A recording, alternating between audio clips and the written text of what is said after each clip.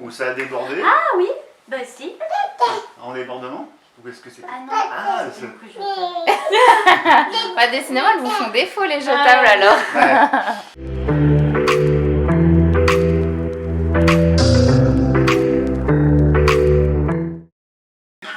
Alors moi c'est Cédric. Moi c'est Jessica. Et lui c'est Gabin. Et lui c'est Gabin. Gabin, 6 mois. Papa travaille, maman est à la maison pour l'instant. C'est notre premier enfant. Là, c'est le premier minot. Voilà.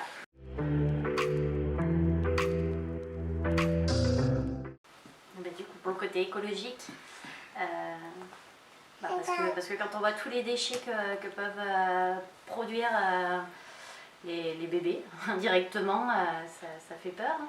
Donc du coup, premièrement pour le côté écologique, deuxièmement je dirais pour savoir ce qu'on met sur les fesses de notre bébé, parce que les couches jetables, il y a quand même beaucoup de matières nocives au contact de la peau, de bébé.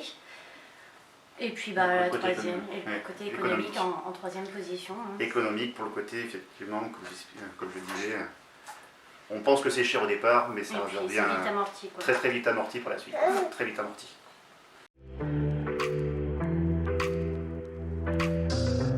C'est madame qui s'est renseignée pour l'aspect de savoir exactement ce qu'on expliquait, ce qu'on mettait sur les fesses de notre...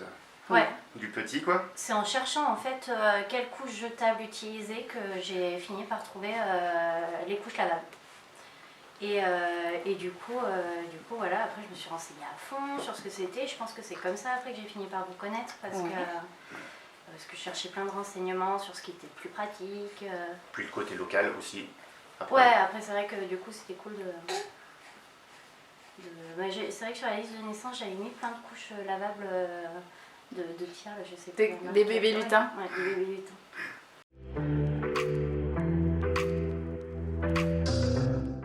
Alors moi l'inquiétude c'était surtout en déplacement. Parce que la couche lavable reste quand même le côté pratique, et ben on la prend, on la jette, hein, comme le nom l'indique. Et le côté effectivement où voilà, un caca reste un caca, appelons les noms par nom, et c'était le côté pratique qu'il fallait trimballer un sac poubelle en permanence sur soi. Moi, ce qui t'inquiétait quand même vachement quand j'ai commencé à en parler, c'était l'entretien de la peur de la surcharge.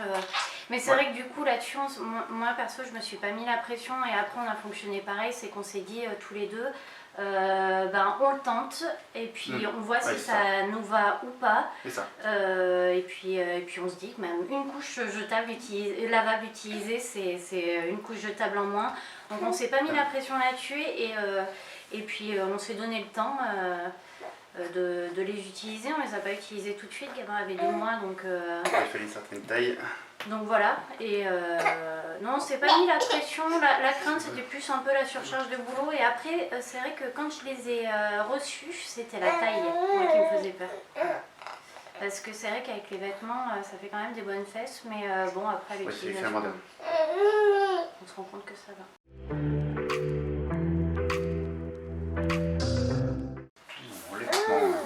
Non, les vêtements... Non.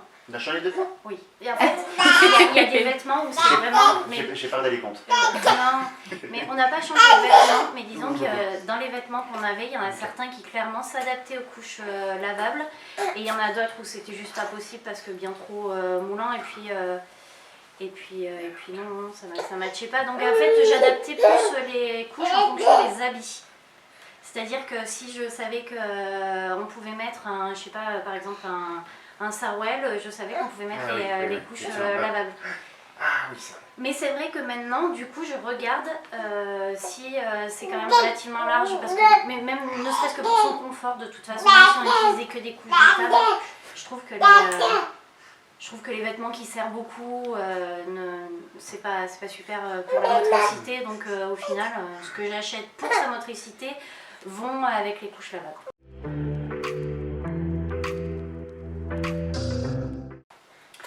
Moi, c'était une de mes inquiétudes, mais après, pratique, mais c'était pas là.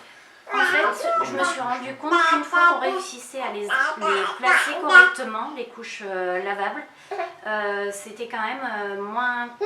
Enfin, ça paraissait moins contraignant pour lui, pour sa motricité. par exemple de bien resserrer entre les jambes, de bien Ouais. tout placer. Enfin, une fois qu'on se rend compte qu'on peut l'adapter à sa morphologie, ça peut être cool. Comment tu raccroches les couches? Ouais, et puis je pense réellement par contre qu'il y a des couches qui ne vont pas à tous les enfants selon la morphologie, d'où l'intérêt de la location, du coup, je pense.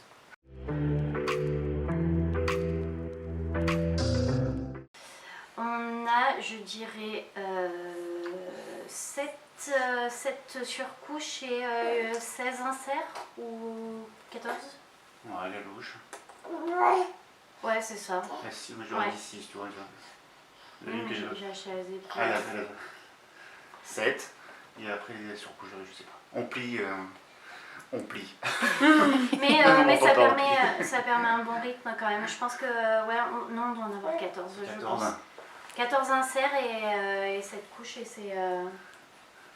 c'est parfait. Pour le roulement, c'est parfait.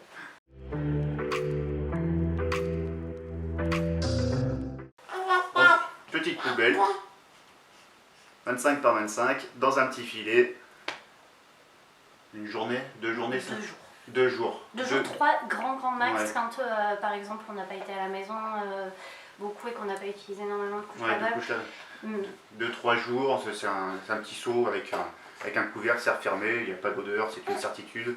Au pire, 2-3 petites gouttes d'huile essentielle dedans et ça parfume. Et 2 jours, 2 jours c'est une moyenne. Puis prélavage. À chaque fois on prélave pour bien rincer les inserts ou les surcouches aussi, mais voilà. On prélave, on lave à 30 avec du percarbonate en adoucissant. Et puis, dans le bac de l'adoucissant. Et puis voilà. Puis une lessive adaptée, forcément, sans glycérine qui n'encrasse pas les inserts.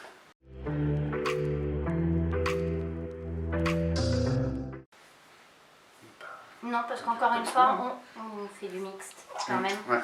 Et puis vraiment, on est parti dans l'idée de pas se mettre la pression quoi, et de se dire une couche lavable utilisée, c'est toujours ça en moins à jeter.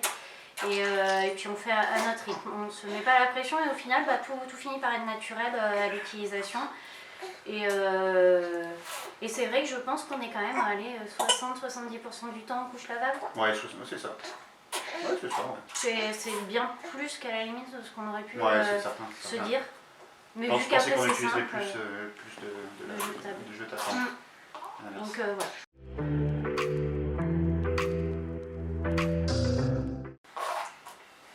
C'est le côté... Rarement. C'est le côté... C'est plus pour le côté logistique.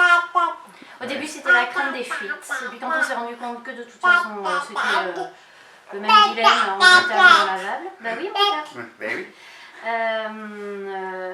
Là c'est plus le côté d'emporter une nouvelle couche jetable, lavable pardon, le panier, le petit sac étanche pour le change. Donc assez peu. Ouais, on assez essaye peu. mais c'est vrai qu'assez peu quand même. Un côté logistique parfois un petit peu pénible.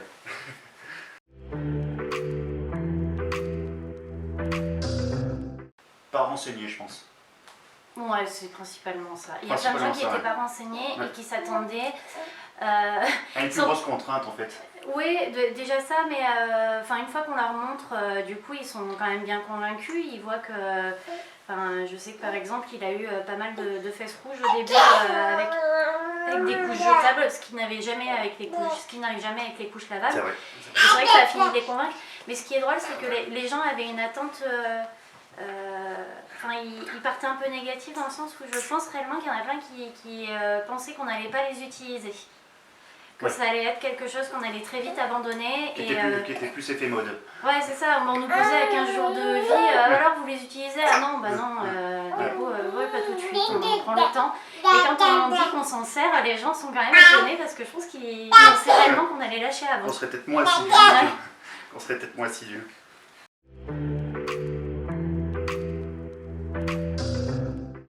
Qui va avoir un petit... Même d'une manière générale, ne serait-ce que de renseigner, alors après, même sans parler de ceux qui vont être futurs parents dans les médias, mais au moins ne serait-ce que de connaître et de faire changer un petit peu le point de vue sur les couches lavables. De montrer que c'est pas sale, de montrer que c'est plutôt sain et de montrer que c'est possible. Voilà, après... Et puis, je reviens surtout sur le côté pratique, c'est surtout qu'on se dit tout le temps que ça doit donner plus de travail. Mais ça passe au lavage avec tout le reste. Quoi. Avec tout le reste. Avec tout le reste, c'est pas... On lave un t-shirt, on lave une couche, c'est le même... Ouais, c'est la même chose. C'est le donc même moment. voilà, voilà. Pour nous ça nous va, donc forcément on le vend à nos amis aussi. Hein.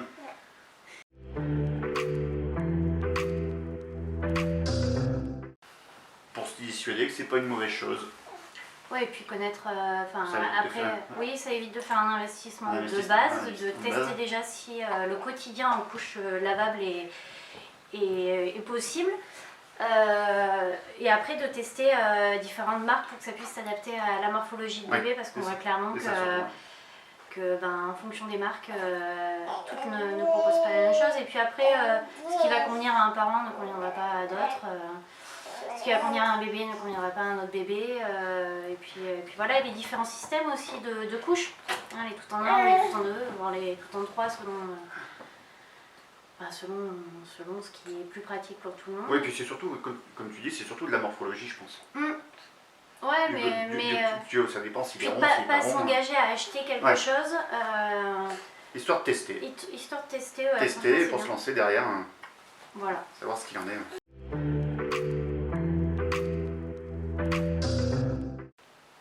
Se renseigner. Se renseigner. Beaucoup.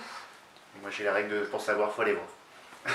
Ouais, il faut tester. Faut je tester. Pense que, Après, c'est mais je pense que la location pour ça, c'est vraiment cool.